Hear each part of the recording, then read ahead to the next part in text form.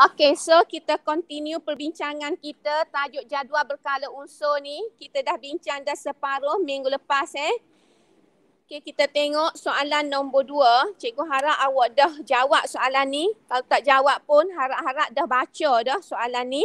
So soalan nombor 2, dia bagi jadual 2 menunjukkan unsur-unsur dalam jadual berkala di dalam kala 3 jadual berkala unsur. Kala 3 Jadi apa yang kita perlu tahu kat sini bila dia kata kala 3 ni maknanya semua unsur, semua atom mempunyai 3 petala terisi dengan elektron. Tu dia panggil kala 3 ni. Kala 3 ni maknanya atom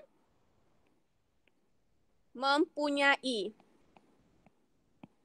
3 petala terisi dengan elektron. Tu yang kita kata kala 3. Okey. Jadi kalau kita tengok susunan elektron pun bagi unsur kala 3 ni, kalau kita ambil natrium, kalau kita tulis susunan elektron dia 2.8.1.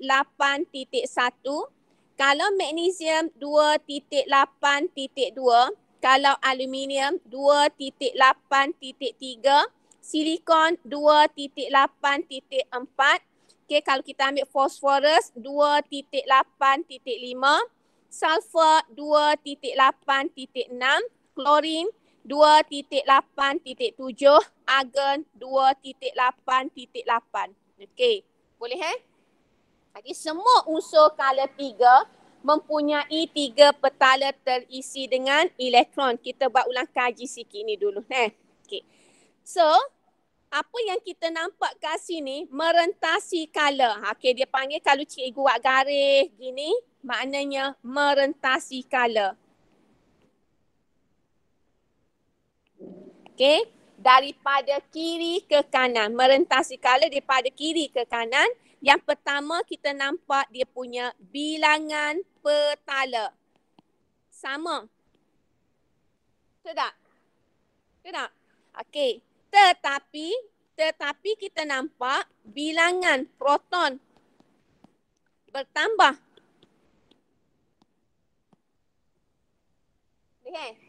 Bila bilangan proton bertambah, maka yang ketiga, ulang kaji minggu depan. Yang ketiga, bila bilangan proton bertambah, maka daya tarikan nukleus terhadap elektron bertambah. Tu. Boleh. Bila daya tarikan nukleus terhadap elektron bertambah, maka yang keempat kita tahu ia lebih elektronegatif, dia panggil negatif. Lebih elektronegatif. Maknanya lebih cenderung untuk terima elektron. Okay, di sini awak jumpa satu perkataan baru. Perkataan itu adalah lebih elektronegatif. Cikgu nak guna warna gas pun nak suruh nampak terang. Okay. Lebih elektronegatif. Jadi lebih elektronegatif ni maknanya dia lebih cenderung untuk terima elektron. Lebih cenderung untuk terima elektron. Boleh Sebab tu kita tengok kalau jadual berkala unsur ke kanan itu dia bukan logam. Sebab bukan logam ni sifat dia lebih cenderung untuk terima. Sebab tu bukan logam, cas dia negatif. Logam dia lebih cenderung untuk lepas. Sebab itu logam cas dia positif. Sebab bila dia lepas dia akan jadi positif. Sebab apa positif? Sebab bila dia lepas elektron, proton dia akan lebih daripada elektron. Okey, boleh situ. Boleh baca ke tak tu? Boleh Okey, kalau ada soalan boleh tanya selalu. Ya. Terhadap elektron bertambah. Daya tarikan nukleus terhadap elektron bertambah. Boleh. Tubik ke dia tu? Boleh Okey, selesai. Okey, tu yang kita tahu bagi unsur kala, unsur kala 3. Selesai Selesai. Dah.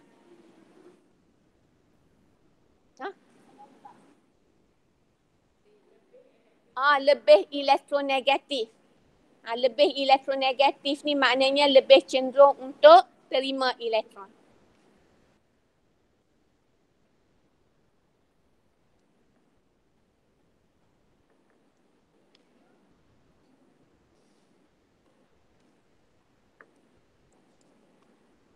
Dah. Dah Okey. Kita juga tahu daripada daripada color 3 kita buat revision sikit ni. Kita buat revision. Okey, sebenarnya kita belajar dah minggu lepas tapi tak apa, kita ulang balik. Apa yang awak tahu lagi kalau kita ambil sini ni Na ni dengan Mg. Okey, dia punya oksida dia.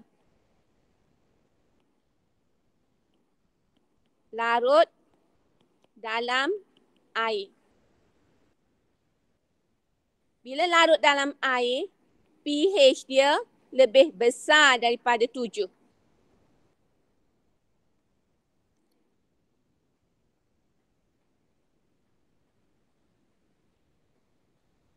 Okey, untuk P, S dengan klorin, oksida tak larut dalam air. Boleh? Tu, tambah cotin sikit sebab kita buat revision ni nak periksa ni. Okey, kemudian kalau cikgu nak ambil lagi, kita ambil tengah pula. Dua hot tengah ni. Okey, salah cikgu salah silap. Silap sini. Larut dalam air.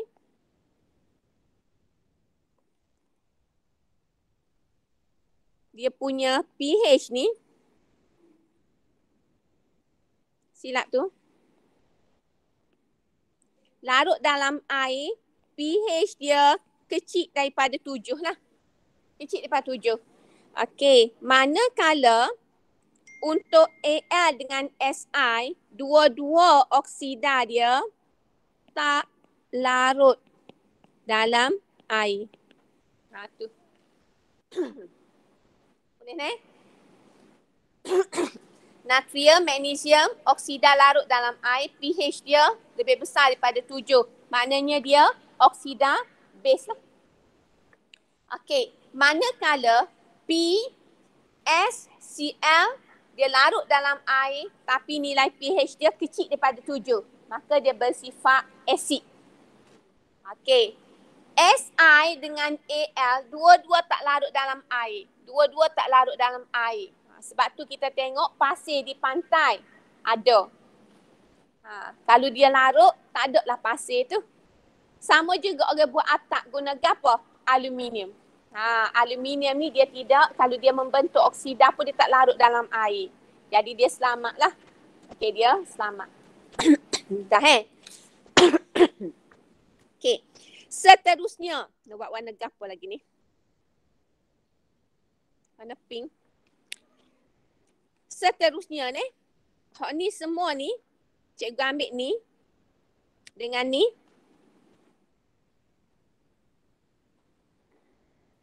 Oksida dia larut dalam asid tapi tak larut dalam alkali.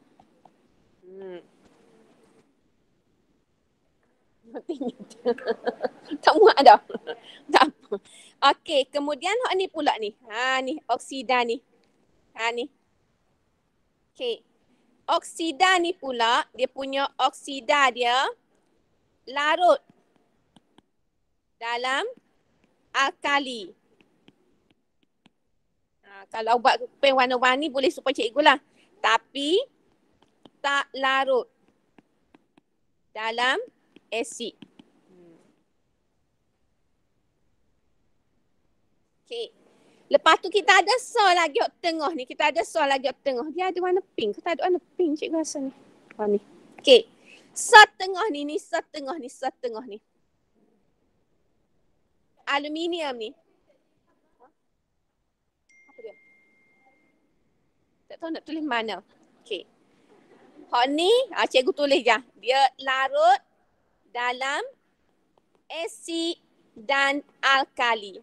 Dia larut dalam dua-dua. Bila dia larut dalam dua-dua, dia dipanggil oksida amfotrik.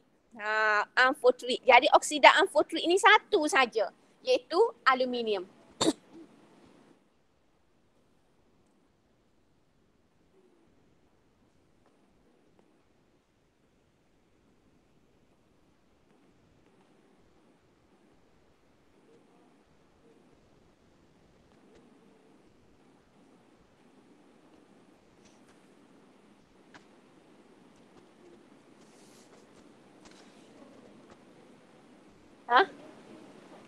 Boleh? Jadi bila awak belajar kala 3, benda ni awak kena ingat. Benda ni awak kena ingat ni. Cikgu nak kan nak tutup ni. Kok cikgu ni, kau ni. Mana nak suruh relax. Relax kita. Boleh?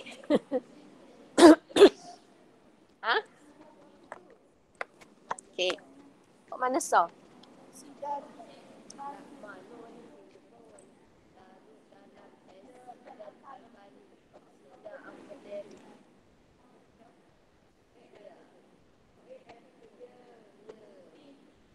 Sekejap ni. Okey. Mula-mula kita tahu kala 3. Bila kita sebut kala 3, okey, kita tahulah atom mempunyai 3 petala terisi dengan elektron. Bila kita sebut kala 3. Boleh tak?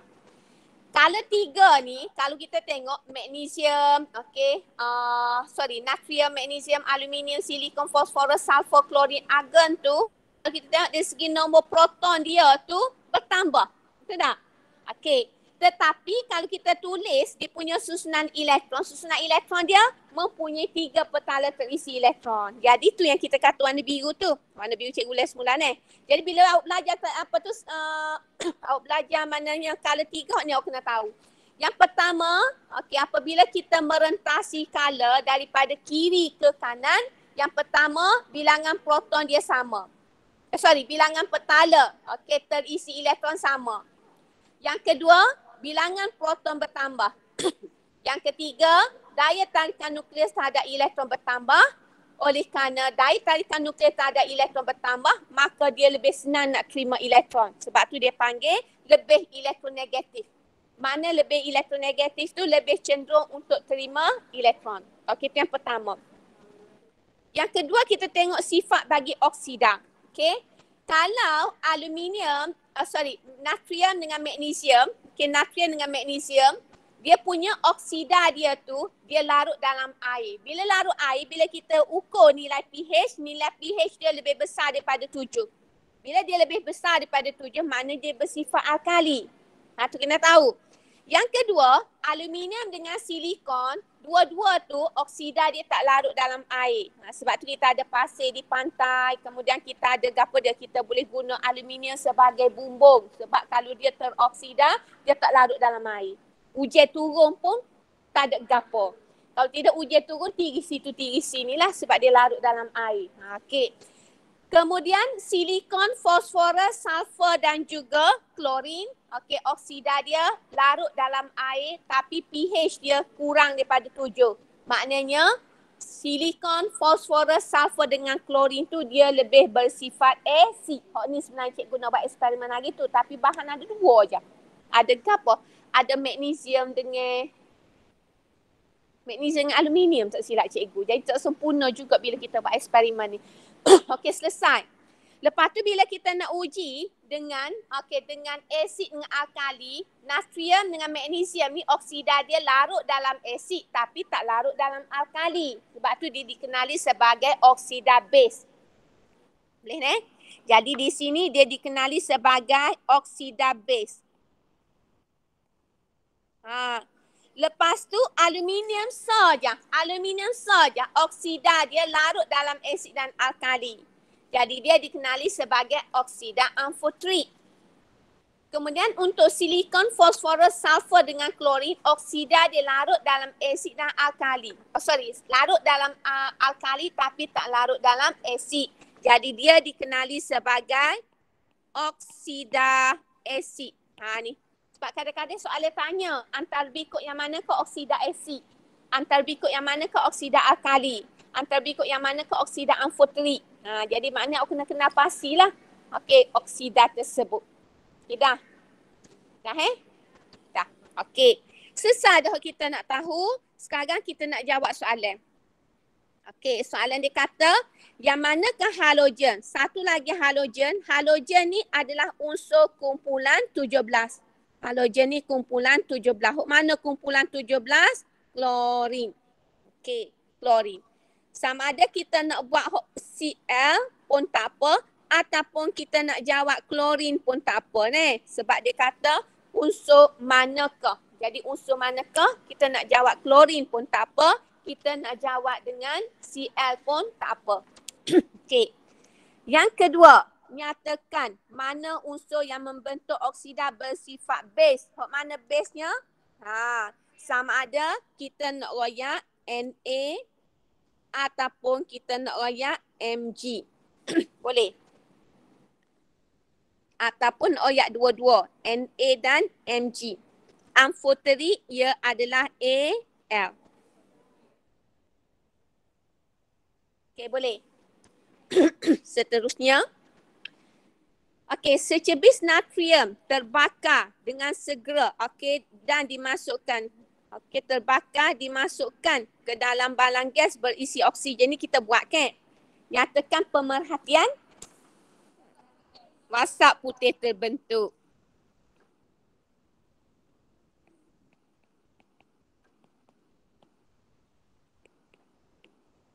Okey, boleh.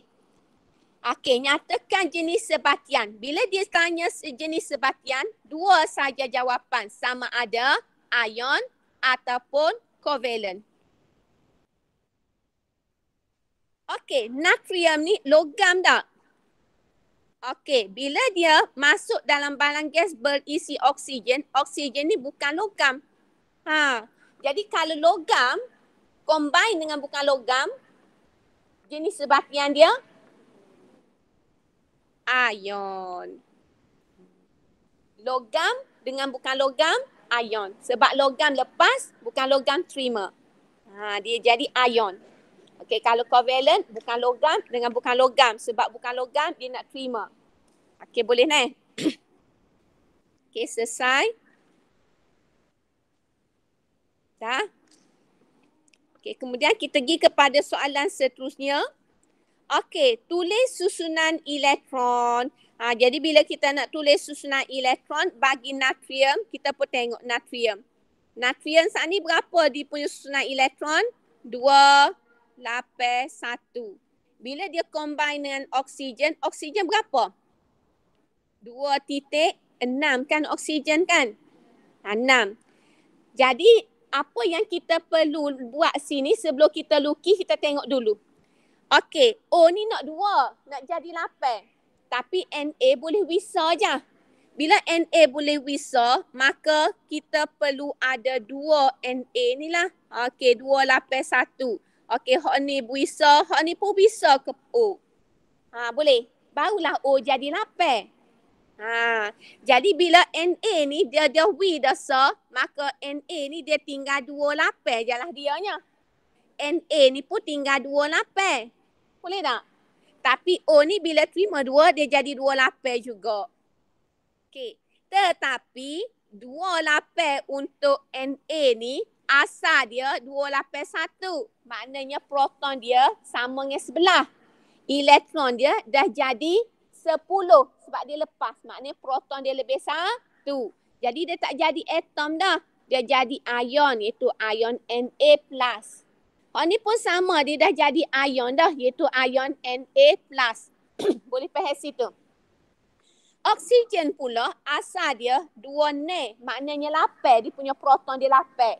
Sekarang ni dia dah terima 2. Satu daripada hak ni, satu daripada hak ni dia terima. Dia terima 2. Bila terima 2, susunan elektron dah jadi 28. 10 dah elektron dia.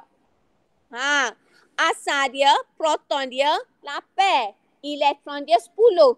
Maka dia tak jadi atom dia lah. Sebab bilangan proton dengan bilangan elektron tak sama. Dia pun jadi ion. Ion berapa? 2 tolak. Berapa 2 tolak? Sebab elektron dia lebih 2. Boleh. Sekarang barulah kita lukis. Kita lukis hok ni. Kita lukis hok ni. Kita lukis hok ni. Okey, kita pun lukislah. Okey.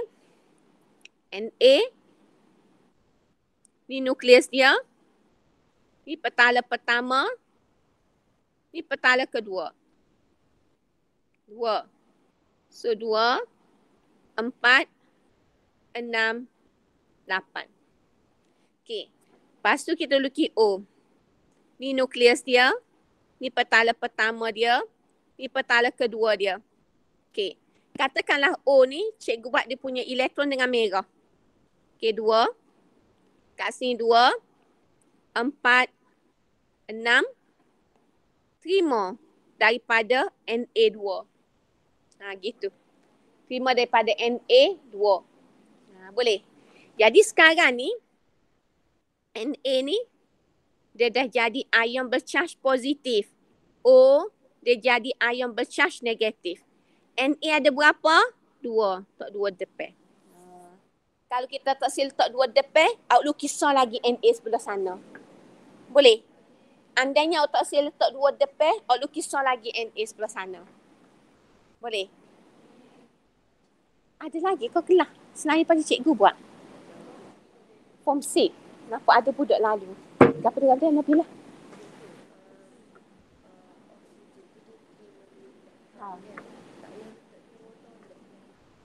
Betul.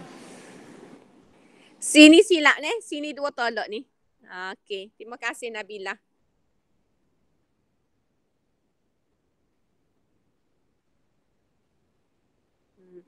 Apa 2 tolak? Sebab dia terima 2 elektron.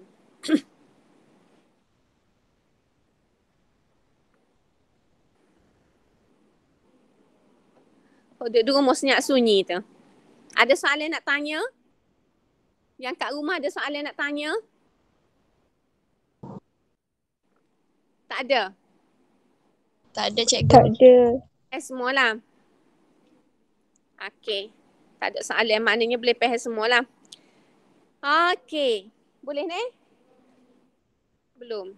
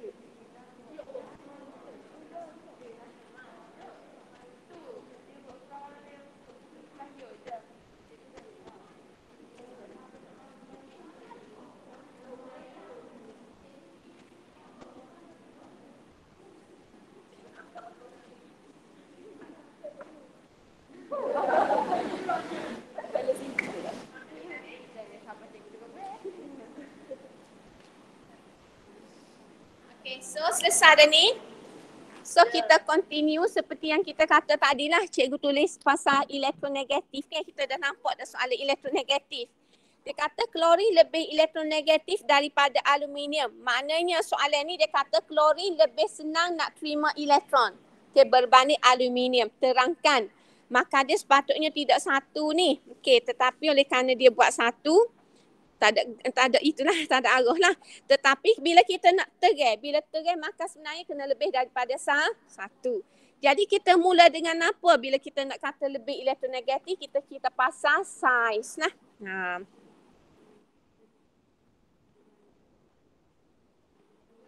Mana lebih kecil? Klorin atau aluminium lebih kecil? Klorin. Sebab dia sebelah kanan. Saiz atom klorin lebih kecil berbanding atom aluminium. Bila saiz kecil, maka daya tarikan nukleus terhadap elektron bagi atom klorin lebih kuat. Bila saiz dia lebih kecil, maka daya tarikan nukleus terhadap elektron lebih kuat. Bila lebih kuat, senanglah dia nak terima elektron.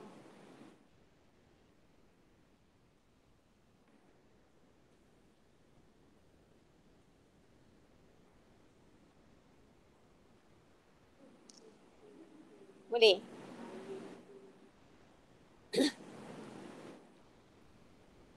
Dah ya?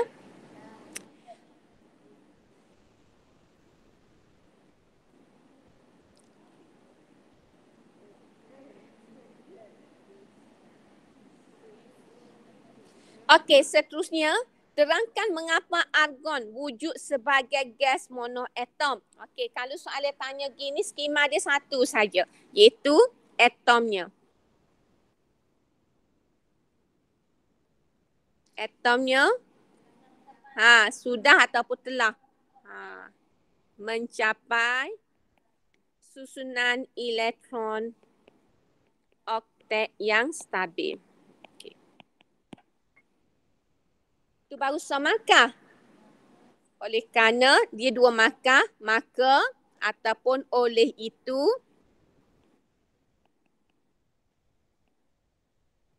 atomnya tidak perlu menerima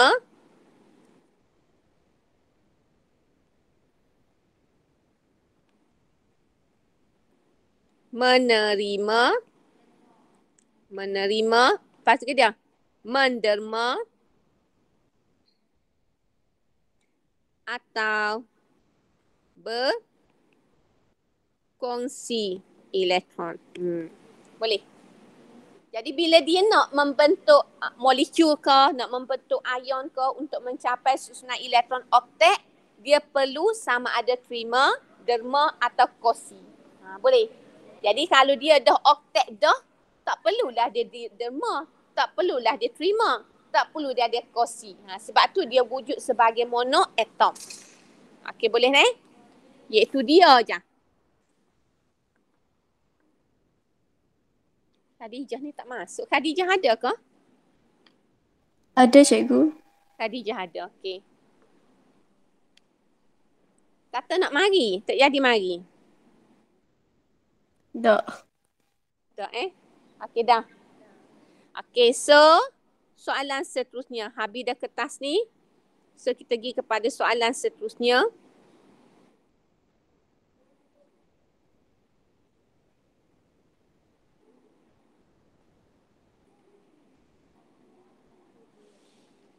Okey, soalan nombor 2.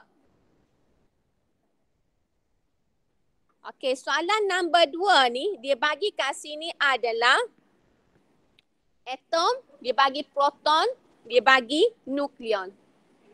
Nukleon nukleon, nombor nukleon. Ingat molek istilah ni. Kalau salah istilah, salah lah. Nombor nukleon. Okey, bila kita tengok sini, apa yang kita boleh relate kat sini, nombor proton ni adalah sama dengan bilangan proton.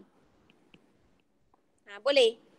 Dan bila dia kata atom, bila dia sebut perkataan atom, apa yang kita perlu tahu adalah bilangan P dia adalah sama dengan bilangan E. Itu yang kedua yang perlu kita tahu. Yang ketiga yang perlu kita tahu, nombor nukleon ni adalah sama dengan jumlah lah. Okey, jumlah. Okey, bilangan P, proton lah. Dan bilangan neutron. Okey, dalam nukleus. Sesuatu atom. Tu. Kita buat ulang kaji sikit Okay, boleh. Jadi bila kita sebut perkataan atom, dalam kepala pun kita fikir lalu. Atom ni, P dia sama dengan E. Bila dia kata P lapar, E pun lapar juga. Yang kedua, nombor proton pun ada, bilangan proton pun ada. Nilai yang sama. Yang ketiga, nombor nukleon ni apa? Nombor nukleon ni adalah jumlah bilangan neutron dalam bilangan proton dan bilangan neutron dalam nukleus sesuatu atom. Okey, boleh.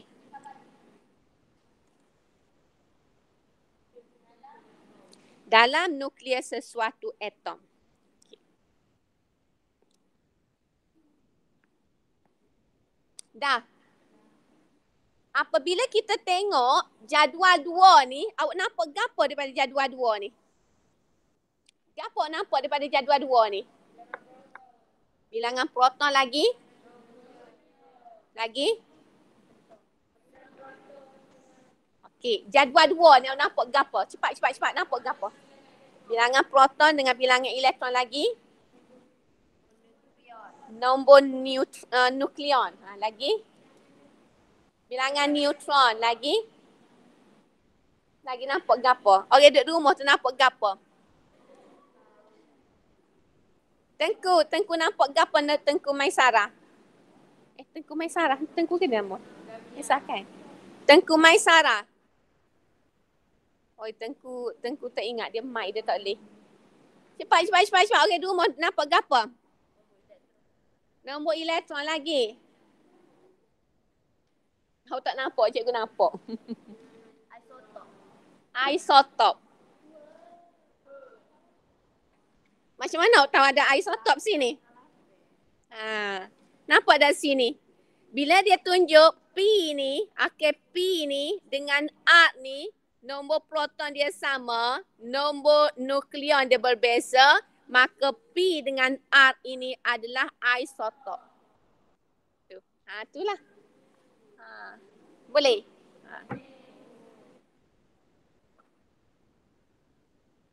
Boleh tu isotop lah. Sebab tu isotop nama dia atom. Okey, unsur yang sama.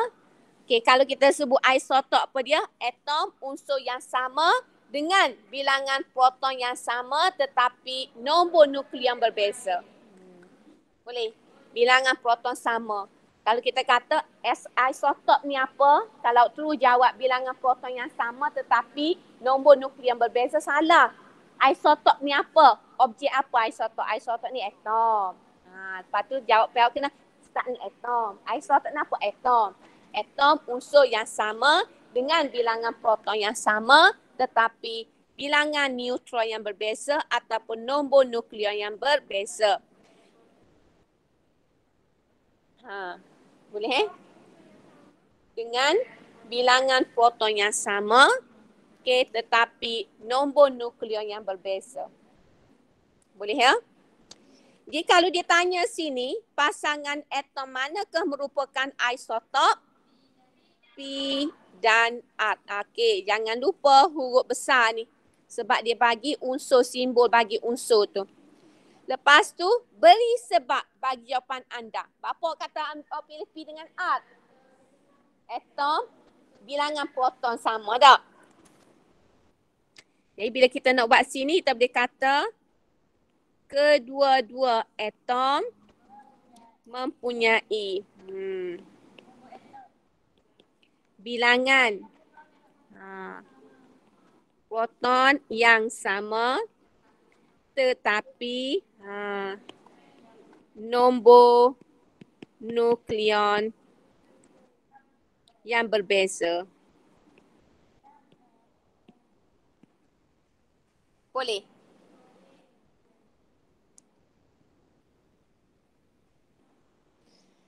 Soalan yang kedua, lukis susunan elektron bagi atom Q. Dia nak atom Q. Perlu dia duduk atom Q. So kita pun tengok atom Q. Ni atom Q, proton dia 9. So bila proton 9, elektron pun 9 juga. Jadi bila kita nak tulis susunan elektron 2.7. 2.7. Lain tak apa selu. Apa tu? Tak selu dah dekat. Okey. Jadi bila 7 sini, maka kita pun buatlah atom dekat tengah. Boleh? Q ni dekat tengah tu. Bila Q dekat tengah, kita pun buat bulat. Bulat ni ke apa? Bulat ni adalah bulat, dia punya nukleus dia. Kena buat nukleus tu, bulat nukleus tu. Lepas pada tu, dia ada 2 petala kan? Petala pertama, petala kedua. Petala pertama ada 2 elektron, petala kedua ada 7 elektron. Okey, selesai lah. Ya. Boleh? Titik kan? Oh, kalau buat titik, bawah kena buat atom Q. Kena buat bulat juga tengah ni, buat bulat gitu. Boleh?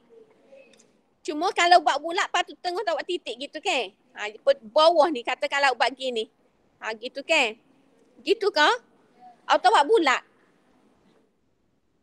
Gitu buat. Okey, jadi apa buat gini? Buat gini, ni 2, ni 4, 6, 7. Ni awak tak royak dia tu. Apa dia? Bawah ni kena buat atom Q. Boleh? Tak boleh lah. Boleh ni? Dah. Okey. So, kita pergi kepada soalan seterusnya. Ni kita buat dalam makmal. Iaitu apabila logam kumpulan 1 bertindak balas dengan air, gelembung-gelembung gas tanpa warna dibebaskan. Okey, rajah 2 menunjukkan tindak balas antara 3 logam alkali yang pertama dengan air dalam 3 bikar berlabel X, Y dan Z. Okey, so daripada sini, dia nak tunjuk apa kawak ni? Dia nak tunjuk apa ni kawak ni? Perbezaan tindak balas ataupun dia nak tunjuk kecergasan tak? Kok mana lebih cergas? X lebih cergas tak? Ni nombor 1. Diikuti oleh Y. Kenapa kita pilih Y berbanding W?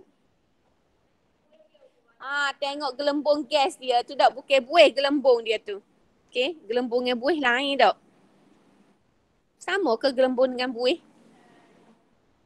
Lain tak?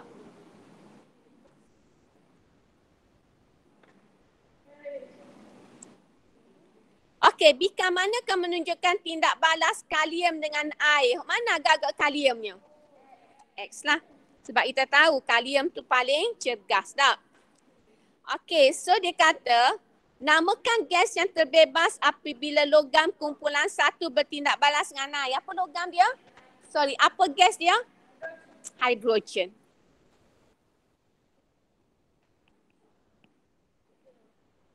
Okey, kalau refer kepada nota yang cikgu bagi, cikgu bagi dah persamaan kimia ni. Kalau kita buat K react dengan air H2O, hasilnya adalah KOH lah, yang menukarkan warna phenolphthalein jadi merah jambu tu. Ataupun yang menukarkan kertas litmus merah kepada biru kan? Okey, lepas tu dia akan terbentuk satu lagi iaitu H2. Kita balance, letak 2, letak 2, letak 2. Tu, aku kena ingat tu lah. Okey, kemudian dikata lagi nyatakan satu pemerhatian apabila beberapa titik penunjuk phenolphthalein dimasukkan ke dalam larutan yang terhasil. Siapa yang kita nampak? Okey, pandai. Larutan tidak berwarna bertukar menjadi merah jambu.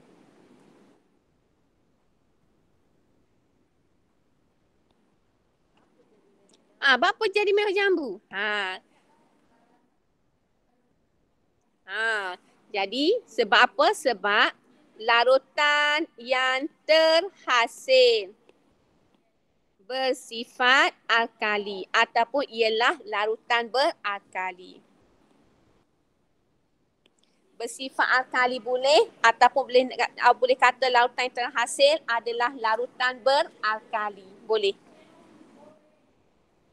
Dah. Okey, selesai? Dah Okey, dah semua So kita continue soalan seterusnya.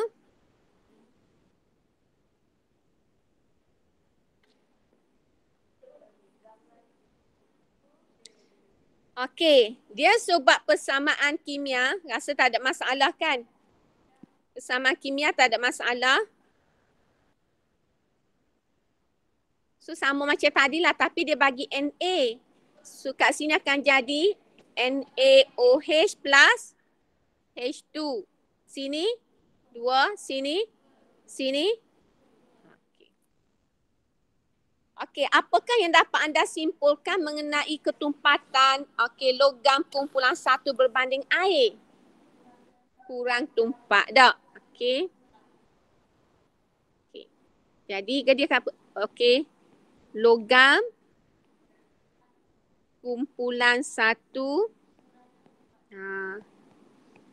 kurang tumpat daripada air. Lepas tu kita nampak dia terapung atas air. Dah, ada lagi kan ni? Ni last ni. Ada selagi.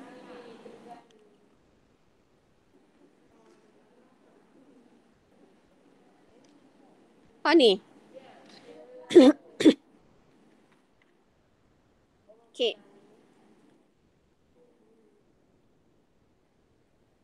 Hak ni pula, dia bagi ni esei tak?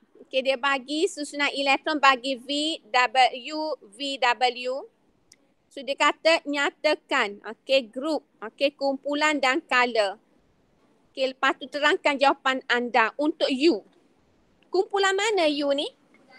Kumpulan 1. Jadi skema ni untuk mendapat 4 markah di sini, yang pertama kena ada, kumpulan 1. Kala 2 ataupun kalau nak buat reason tak apa juga. Kumpulan 1 kenapa? Kerana EV-nya 1. Tulis penuh ni, electrovalennya 1. Lepas tu, markah yang ketiga, kala berapa? Kala 2. Berapa kala 2? Kerana atomnya. Ni perkataan ni skema ni, atomnya. Sorry. Atomnya mempunyai. Baik. Lah, dia ingat ke pukul berapa lah Mek ni nama ke dia ni? Mana dia? Masuk dah kah? Kerana atomnya mempunyai 2 petala terisi dengan elektron. Tu 4 markah di situ.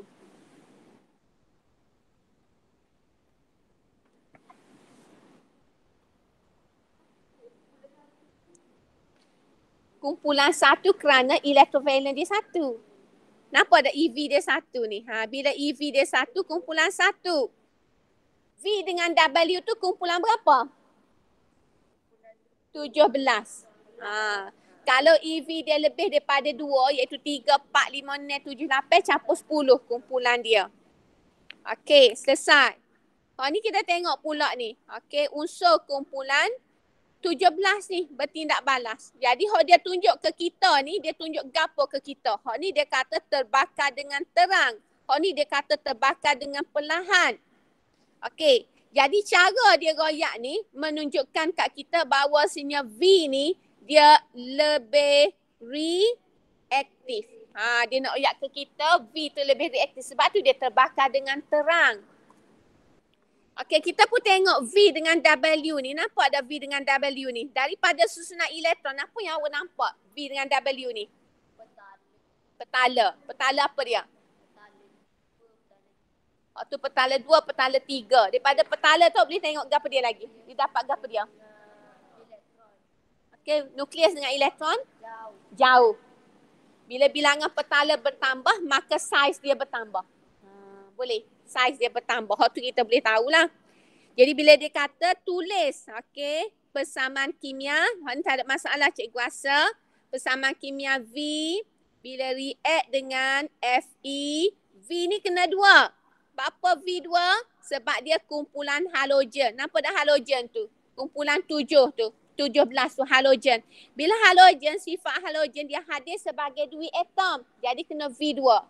So tambah dengan Fe, hasilnya adalah FeV3. Ni memang kena ingatlah persamaan dia. Dia akan jadi ferrum 3. Okey, jadi bila kita nak balance, bila awak tengok sini 3, sini 2, maka senil je. Letak sini 3, letak sini 2 lalu. Dia akan jadi nil, sama-sama nil. Okey, jadi kita pun tengok Fe, Fe2 tak 2. Okey, balance lah. Boleh. Bila dia suruh awak banding, okey, dia punya kereaktifan lepas tu terai. Bila terai, mesti kita pergi ke saiz. Kalau dia banding kereaktifan, soalan ni ada 2 ni, banding terang. Banding kereaktifan unsur V dengan W, mana lebih reaktif sebenarnya? V lebih reaktif. Okey, so kita buatlah sini. Okey, point yang pertama kita boleh kata V lebih reaktif. Berbanding W. Point yang pertama. Terangkan maknanya berapa V lebih reaktif. Saiz dia dulu. Saiz ni ke? Okey, bila kurang petala mak saiz dia lah. Okey, sama macam ni. So, saiz atom V lebih kecil berbanding atom W. Dah kecil, daya tarik kuat kan? Kecil daya tarik kuat. So, bila kecil maka oleh itu daya tarikan nukleus terhadap elektron bagi atom V lebih kuat. So kuat, senang ke nak terima? Senang. Okey. Maka senang bagi atom V untuk menerima elektron. Boleh Sebab V dengan W ni dua-dua nak terima. Sebab EV dia 7. Bila EV dia 7 dia nak terima. Dua-dua nak terima. Tapi beza dua-dua ni dari segi saiz. Atom V tu lebih kecil. Bila lebih kecil, maka daya tarikan nukleus terhadap elektron lebih kuat. Bila kuat, maka senang bagi atom V untuk terima elektron. Boleh Boleh. Okey. Sekarang ni, apa yang perlu tahu kat sini adalah elektron ni. Daya tarikan nukleus terhadap elektron. Elektron sini maksudnya elektron ni dari atom lain. Elektron tu maksudnya elektron daripada atom lain. Sebab EV dia 7.